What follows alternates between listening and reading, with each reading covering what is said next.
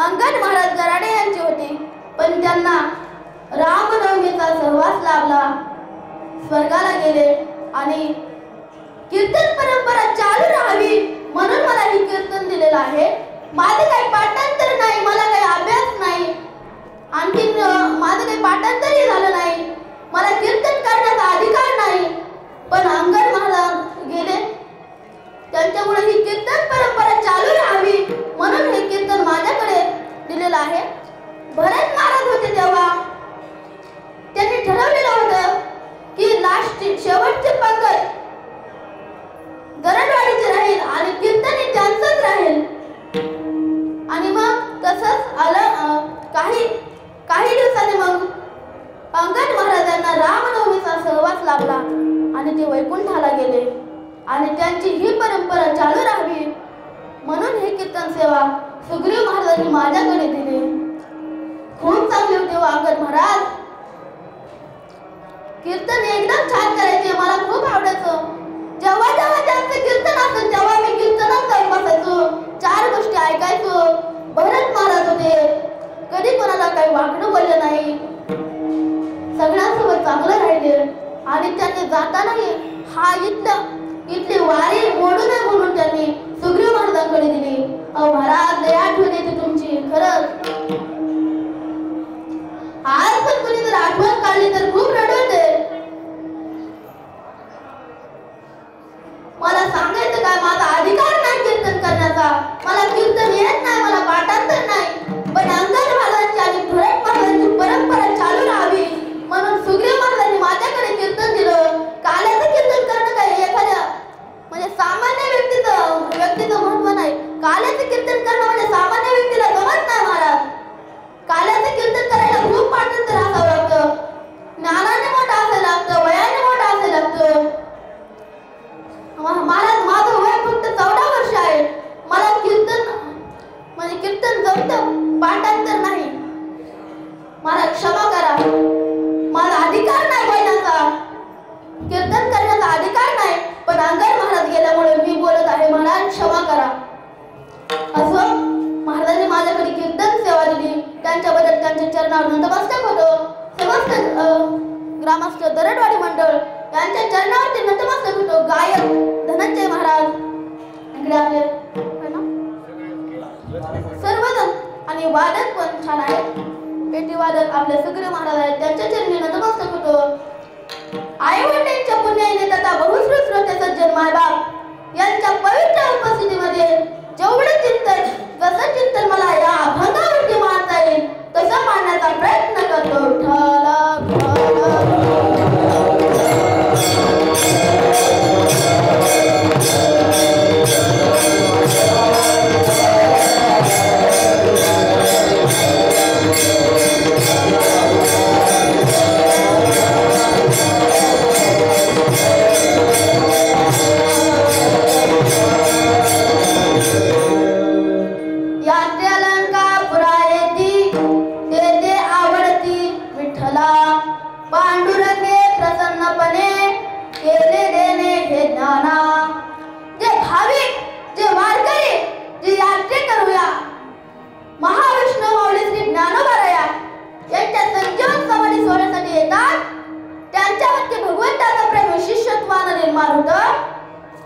ते देवाला आवडतात. या अलंकापुरा येती ते आवडती विठ्ठला. भगवान परमात्म्याला कोण आवडतं? जे वारकरी, जे भाविक, जे भक्त, संत महात्मे ज्ञानोबांच्या संजीवन समाधी सोहळ्यासाठी येतात ते आवडती विठ्ठला. पण कशामुळे हे घडलं? तर ज्ञानोबांचं संजीवन समाधी सोहळ्याचं दान स्वतः हा भगवान परमात्म्याने दिलेला आहे. पांडुरंगे प्रसन्नपणे केले देणे हे ज्ञाना. ज्ञानोबांना स्वतः हा भगवान परमात्म्याने दान दिलेला आहे म्हणून केले देणे हे ज्ञाना.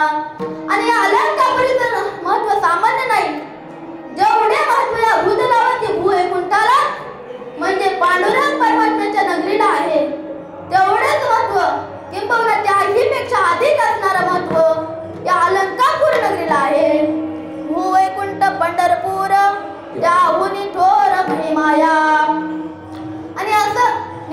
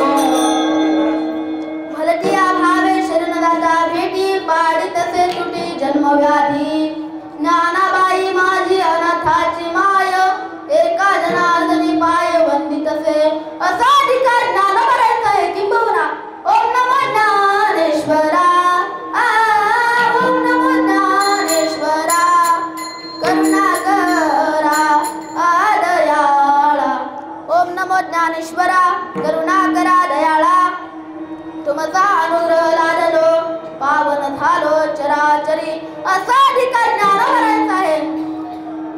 ज्ञानोबरांचं वर्णन करत असताना जगद्गुरु श्री तुकोबाराय म्हणतात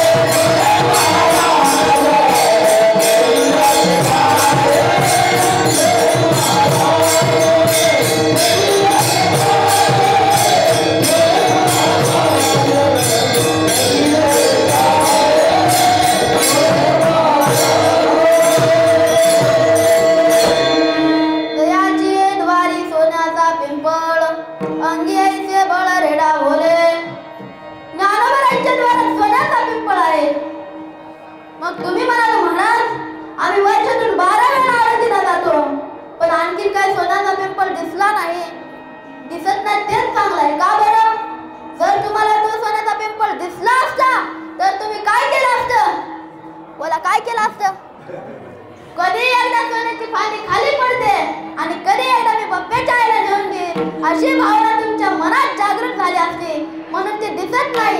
हीच खऱ्या अर्थाने ज्ञानोबरांच्या प्रेमाची कृपा आहे. पण संतांच्या वचनावरती विश्वास ठेवला पाहिजे. संताची पायी हा माझा विश्वास सर्व भावेदास झालो त्यांचा. संत सांगतात दयाची द्वारी सोन्याचा पिंपळ अंगी ऐसे बळ रेडा बोले. नवे नवे नामदेव महाराज ज्ञानोबरांचा अधिकार किती श्रेष्ठ आहे हे एका अभंगात सांगतात. भजन करा सांगतो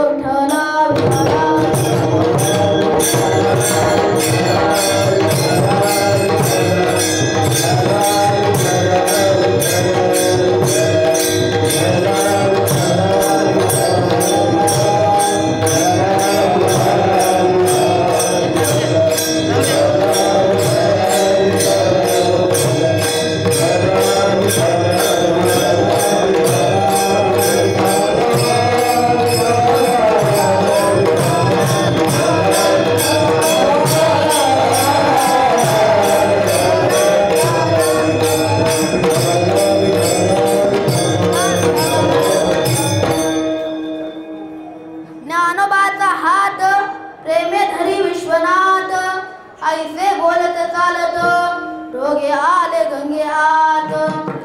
ज्यावेळी ज्ञानोबाराय तीर्थयात्रा करत होते, तीर्थयात्रा करत असताना वाराणसी या ठिकाणी गेले. वाराणसी म्हणजे काशी या ठिकाणी गेले आणि तिथे गेल्यानंतर गंगेमध्ये जावं आणि स्नान करावं या उद्देशानं ज्ञानोबारायांनी प्रवेश केला. महाराज जसा प्रवेश केला तसं गंगेनं मूर्तिमंत रूप धारण केलं. साक्षात ज्ञानोबाचा हात विश्वनाथानं धरला. कुणी? विश्वनाथानं धरला. ज्ञानोबाचा हात,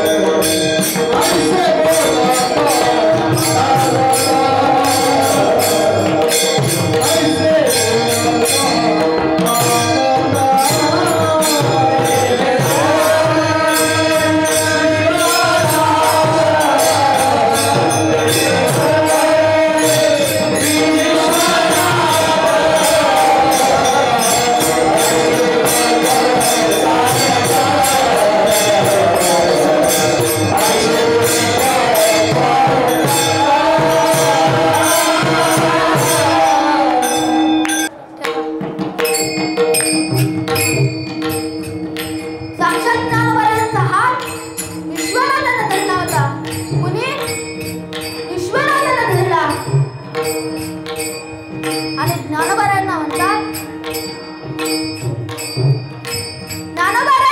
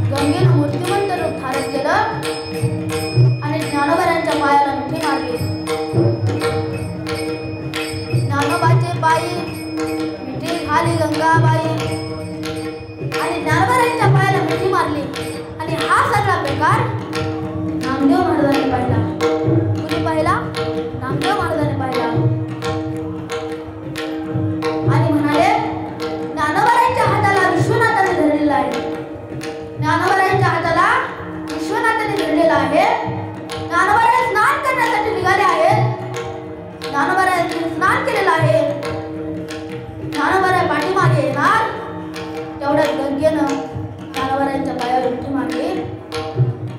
तेव्हा नामदेव महाराज रागावले आणि म्हणाले, नामा म्हणे सोडा बाई, ओ बाई सोडा, माझ्या ज्ञानोबारायांना मिठी मारू नका. का बरं? ज्ञानदेव सर्वाठाई, माझे ज्ञानोबाराय प्रत्येक ठिकाणी आहे, त्यांच्या पायाला तुम्ही मिठी मारू नका. असा अधिकार ज्ञानोबारायांचा. ज्ञानोबारायांचं चरित्र खूप अलौकिक आहे महाराज.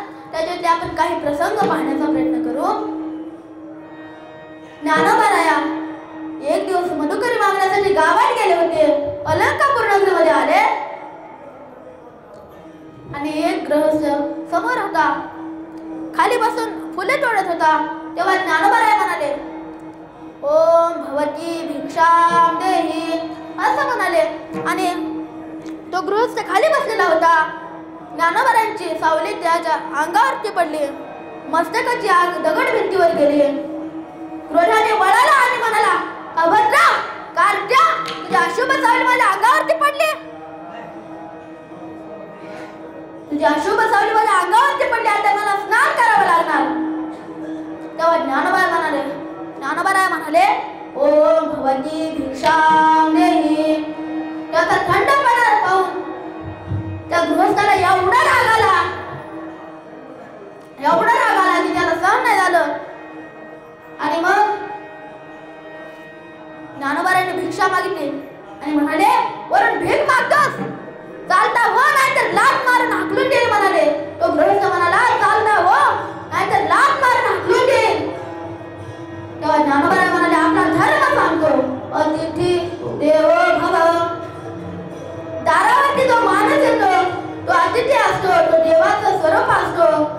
आपण विप्र आहात, आपण ब्राह्मण आहात, आपण शुद्ध आहात, आपल्या मुखावरती अशी भाषा शोभत नाही. ज्ञानोबाराय त्यांना म्हणू लागले, आपल्या मुखावरती अशी भाषा शोभत नाही. तेव्हा तो गृहस्थ म्हणाला, मला धर्म शिकवतोस? तू कोण आहेस?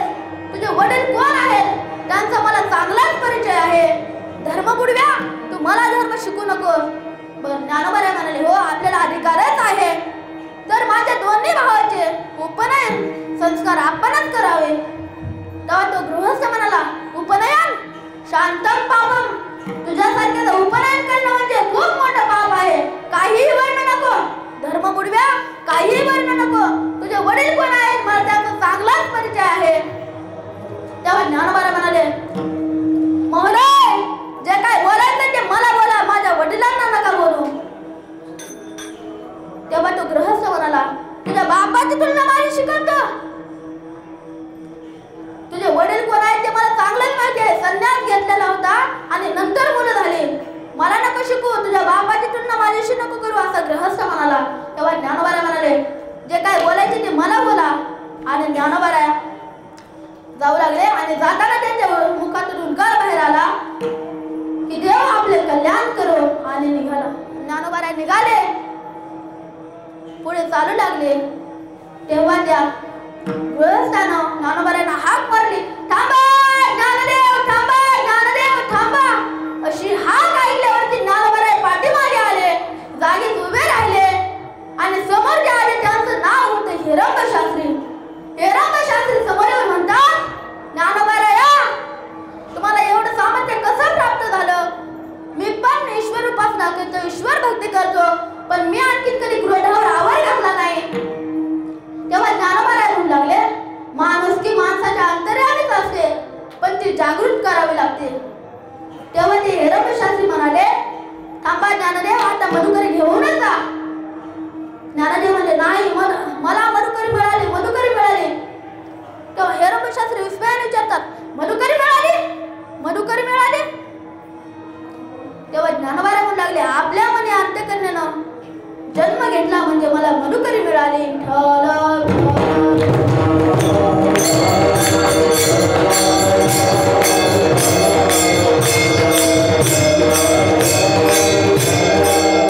आपल्या मनी करुण्याने जन्म घेतला म्हणजे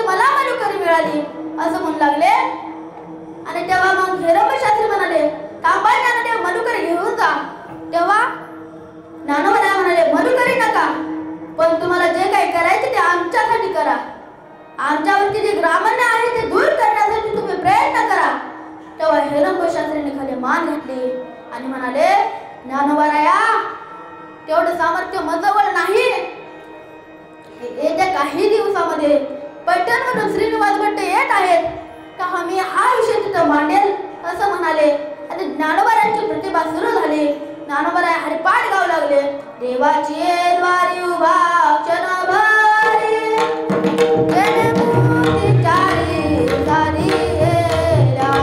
अशी प्रतिभा चालू झाली आणि ज्ञानोबाराय निघाले. मला सांगायचा विषय काय, असं ज्ञानोबारायांचं महत्व जाणून ज्ञानोबारायांना स्वतः भगवान परमात्म्याने समाधी दिलेली आहे.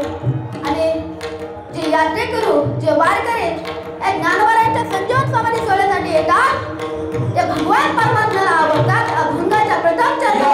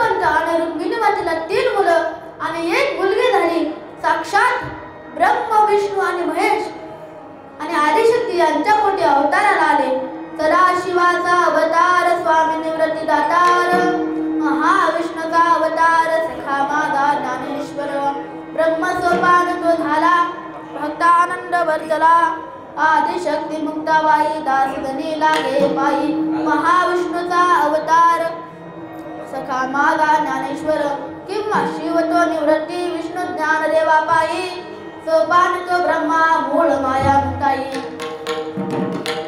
शके 1195 साली सदाशिवाचा अवतार पाले निवृत्तीराय अवताराला आले. श्री संत निवृत्तीनाथ महाराज की जय. शालिवाहन शके 1195 साली माझे ज्ञानोबाराय अवताराला आले. श्री संत श्रेष्ठ ज्ञानेश्वर महाराज की जय. शालिवाहन शके 1199 साली ब्रह्मदेवाचा अवतार सोपानदेव अवताराला आले. श्री संत सोपानदेव महाराज की जय. शालिवाहन शके 1201 साली आदिशक्ती प्रगट झाल्या. आदिशक्ती मुक्ताई माते की जय. ठला ठला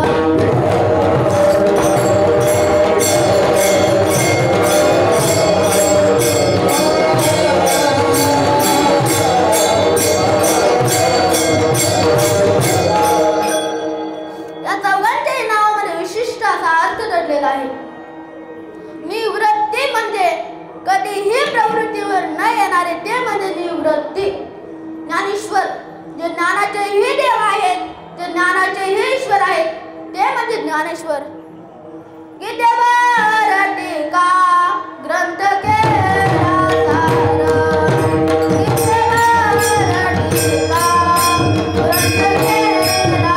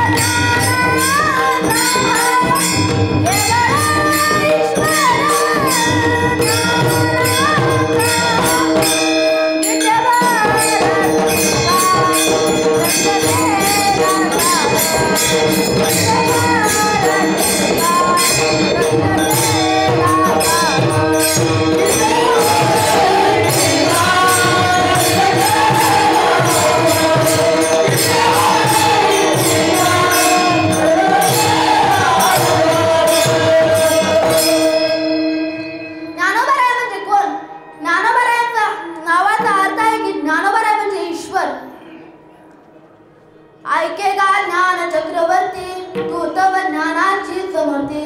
ज्ञानोबाराय म्हणजे ज्ञानाची मूर्ती, ज्ञान स्वरूप, ज्ञानसागर म्हणजे ज्ञानोबाराया.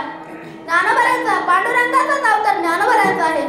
आरतीमध्ये महाराज म्हणतात, लोपले ज्ञान जगी ईत नेनती कोणी, अवतार पांडुरंग नाव ठेविले ज्ञानी, आरती ज्ञान राजा. ज्ञानोबाराय म्हणजे कोण? ज्ञानोबाराय म्हणजे ज्ञानाचीच मूर्ती, ज्ञानाचे ईश्वर, ज्ञान स्वरूप, ज्ञानसागर म्हणजे ज्ञानोबाराया. ज्ञानाचा सागर सखा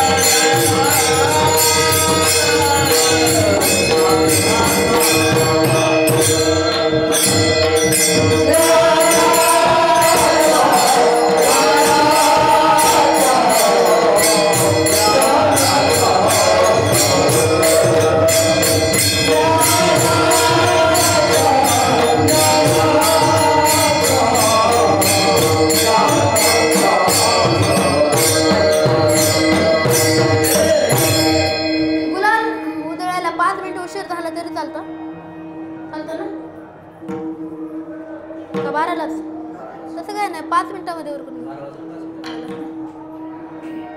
ज्ञानोबा म्हणजे ज्ञानाची मूर्ती.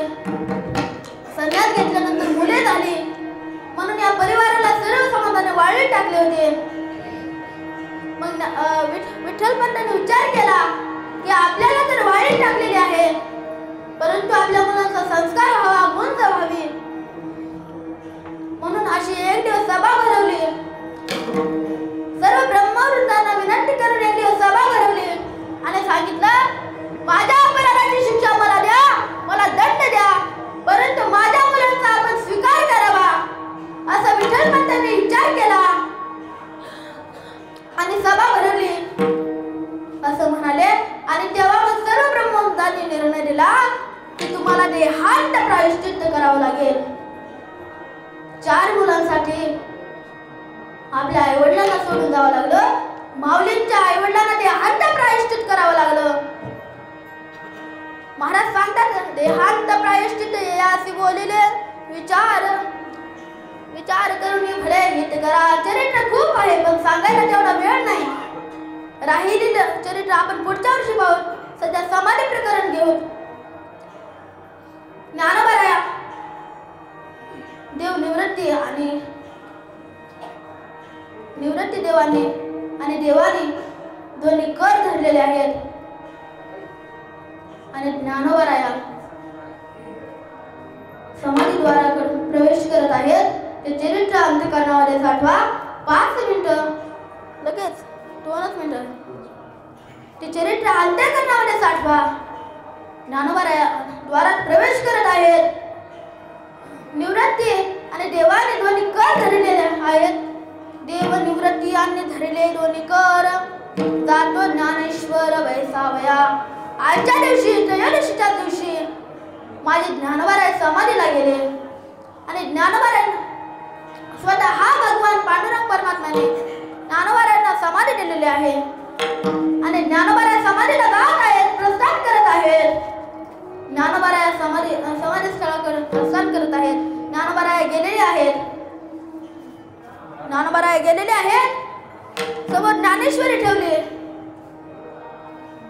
एकांतामध्ये चिंतन करता यावं म्हणून समोर ज्ञानेश्वरी ठेवलेली आहे. आणि ज्ञानेश्वर महाराज जाऊन ज्ञानेश्वर बैसले आसनावरी. पुढे ज्ञानेश्वरी ठेवली. ज्ञानोबा आसनावरती जाऊन बसलेले आहेत. ज्ञानोबांनी 3 वेळा हात जोडले. ज्ञानोबा परब्रह्म स्वरूप झाले. भीममुद्रा डोळा निरंजन मैदान झाले ब्रह्मपूर्ण ज्ञानदेव. वेळ आहे का? झालं वाटतं ना. आणि ज्ञानोबांनी जाऊन आसनावरती बसलेले आहेत. ज्ञानेश्वरी ठेवलेली आहे. एकांतामध्ये चिंतन करता यावं, देवाचं नामस्मरण करता यावं पण ज्ञानेश्वरी ठेवलेली आहे. सर्वांना वरून देव पुष्पांचा वर्षाव करत आहेत.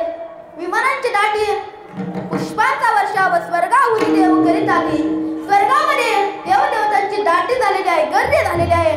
हल्लीच्या भाषेत सांगायचे तर ट्रॅफिक झालेले आहे. माझे ज्ञानोबा समाधीला जात आहेत. अवघे 22 वर्षाचे ज्ञानोबा समाधीला जात आहेत. ते चरित्र आपण संत वाङ्मयाच्या आधारे पाहत आलेलो आहेत. ज्ञानोबा समाधीला गेलेले आहेत. नामदेव महाराज म्हणतात, नामा म्हणे आता लोपला दिनकर.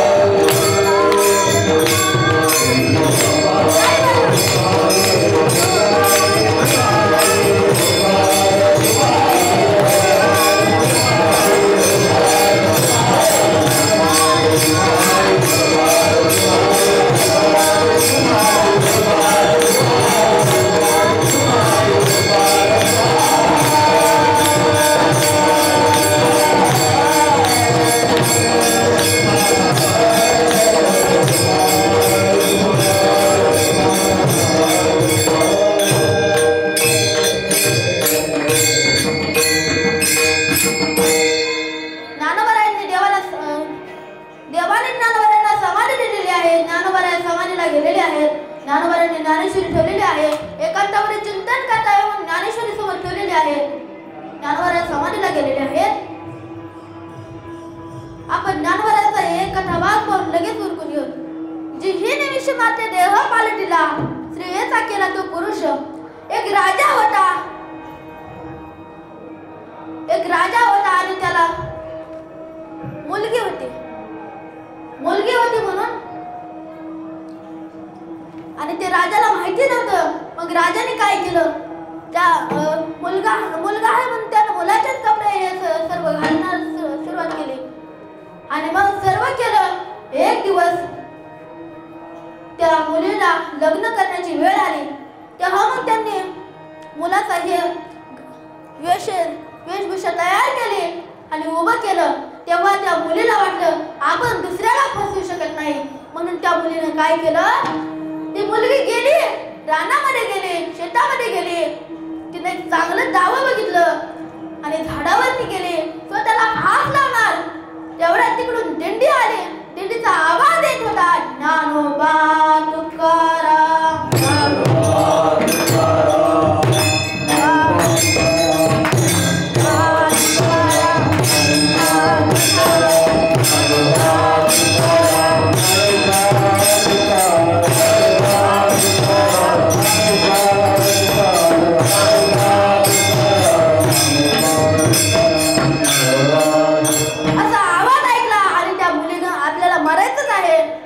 आपण शेवटी मरताना एकदा संतांचं दर्शन घेऊन मरू असा विचार केला आणि ती मुलगी गेली.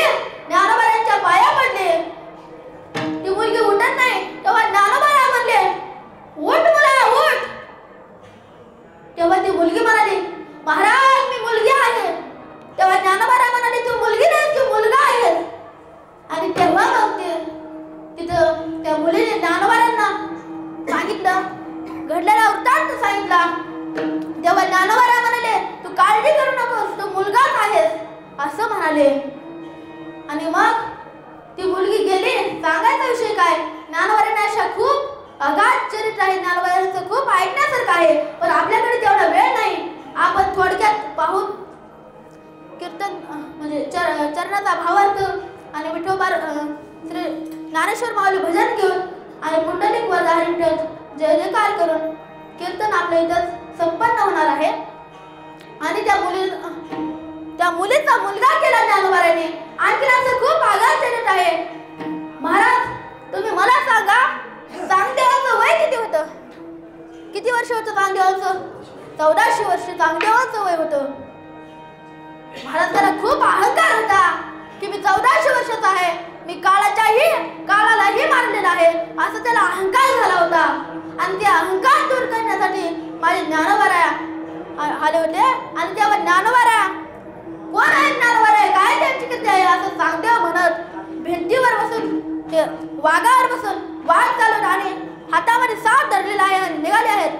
तेव्हा चांगदेव महाराज येत तिकडे जातच होते. तेव्हा ज्ञानोबांनी काय केलेलं आहे माहिती आहे का, ते भिंत आहे ना, भिंतीवर 14 जण बसले होते. त्याच्यावर होते निवृत्तीनाथ महाराज, ज्ञानदेव महाराज, सोपानदेव महाराज आणि आदिशक्ती मुक्ताई माते एवढे बसलेले होते. आणि ज्ञानोबांनी काय चमत्कार केला, ते भिंत चालवली, चांगदेवांपाशी नेऊन ठेवले. आणि तेव्हा मग चांगदेवांना ज्ञानोबांचा अधिकार कळाला, त्याचं भ्रांती अज्ञान दूर केलं. आणि चांगदेवांची एवढी पात्रता झाली की चांगदेव महाराजांचं वय होतं 1400 वर्ष, मुक्ताईचं वय होतं 5 वर्ष, सोपानाचं वय होतं 7 वर्ष, ज्ञानोबांचं वय होतं 9 वर्ष आणि निवृत्तीनाथ महाराजांचं वय होतं 11 वर्ष. पण महाराज वयावर काही नाही, चांगदेवाचं वय तसं 1400 वर्ष होतं. पण त्याला भ्रांती अज्ञान खूप झालेलं होतं.